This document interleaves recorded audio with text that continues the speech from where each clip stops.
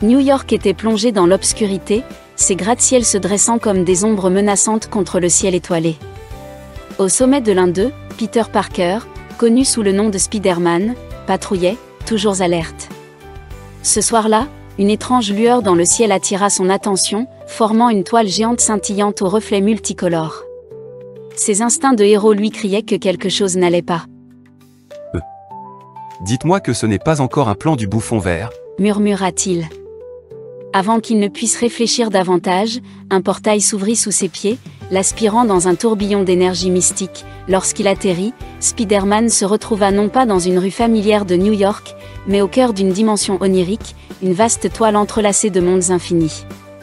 Les fils brillants d'une architecture étrange et magnifique se déployaient dans tous les sens, se mêlant à une brume éthérée. C'est alors qu'une silhouette imposante se matérialisa, émergeant de l'ombre et illuminée par les réseaux de lumière. Madame Webb, un personnage à la sagesse intemporelle, était éveillée et prête à dévoiler une mission de la plus haute importance. Bienvenue, Peter Parker. Le multivers est en danger, annonça-t-elle, ses mots résonnant comme un écho dans les vastes cieux. Le cœur de Spider-Man battait plus vite. Est-ce que c'est un test cosmique ou juste ma malchance légendaire? Madame Webb révélait alors la gravité de son message. Elle montrait des réalités où d'autres Spider-Man disparaissaient mystérieusement, victimes d'une force obscure. Avec détermination, s'arc-boutant contre son sentiment d'impuissance, Peter acquiesça. Une aventure imprévisible l'attendait, il devait retrouver ses semblables pour stopper cette menace qui drainerait leur existence même. Sans hésitation, il emprunta le premier portail, se dirigeant vers une version alternative de New York, plongée dans les années 30. Une fois de l'autre côté, un monde noir et blanc s'offrit à lui, une ambiance de film noir où un Spider-Man plus dur, connu sous le nom de Spider-Man noir, affrontait des robots étranges dans une ruelle pluvieuse. Je n'ai pas le temps pour les touristes, gamin, lui lança le héros énigmatique, un trench-coat flottant autour de lui. Et moi, j'ai pas le temps d'expliquer pourquoi un type en trench-coat m'appelle gamin. On a un problème multiversel ici.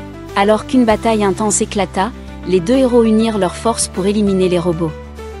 Spider-Man noir, intrigué par la situation absurde, se tourna vers Peter. D'accord, tu m'intéresses. Quel est notre prochain arrêt? Après une série d'événements haletants, Peter et Spider-Man noir traversèrent à nouveau un portail, les menant vers un futur dystopique vibrant de néon où se tenait Spider-Gwen, engagée dans un combat acharné contre une version corrompue d'elle-même. L'air était chargé de tension, et la créature maléfique semblait anticiper chaque mouvement. Peter intervint pour lui prêter main forte, et ensemble, ils piégèrent le double malfaisant dans un champ d'énergie instable. Bienvenue dans la mission interdimensionnelle la plus bizarre de ta vie, plaisanta Spider-Man. Gwen, intrépide et amusée, rétorqua. Honnêtement, ça reste une journée classique pour moi. Unissant leurs forces, les Spider-Man restés en vie se retrouvèrent sous l'égide de Madame Webb, qui leur révéla que leur ennemi n'était autre que Morlun, le dévoreur de tisseurs, un ancien Spider-Man devenu une entité maléfique. La menace pesait lourdement sur leurs épaules. Un combat épique éclata, chaque héros exploitant ses compétences uniques alors que Morlun absorbait les énergies vitales de ses victimes. D'accord, plan B. Quelqu'un a une idée? Demanda Peter, la tension montant. À ce moment, Madame Webb leur révéla l'existence d'un artefact caché, le fil primordial, capable de restaurer l'équilibre du multivers.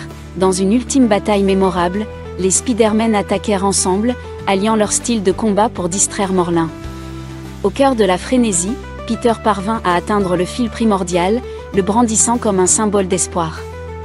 En l'utilisant, il piégea Morlun dans une boucle temporelle, neutralisant ainsi la menace qui pesait sur leur réalité. Le multivers reprenait son souffle, balayant les blessures et rétablissant son équilibre grâce à l'union des tisseurs. De retour à New York, l'esprit encore vibrant des aventures récentes, Peter respirait profondément, pensant que tout cela était enfin terminé. Mais une voix familière résonna dans son esprit, celle de Madame Webb. Le multivers t'observera toujours, Peter Parker. Sois prêt. Le regardant vers le ciel étoilé, un sourire en coin, il se dit. Ouais, je vais prendre un jour de repos. Enfin, peut-être pas. Tandis qu'il s'élançait entre les gratte-ciel, un portail s'ouvrait discrètement derrière lui, signe que d'autres aventures l'attendaient. prête à le propulser dans des mystères encore plus grands.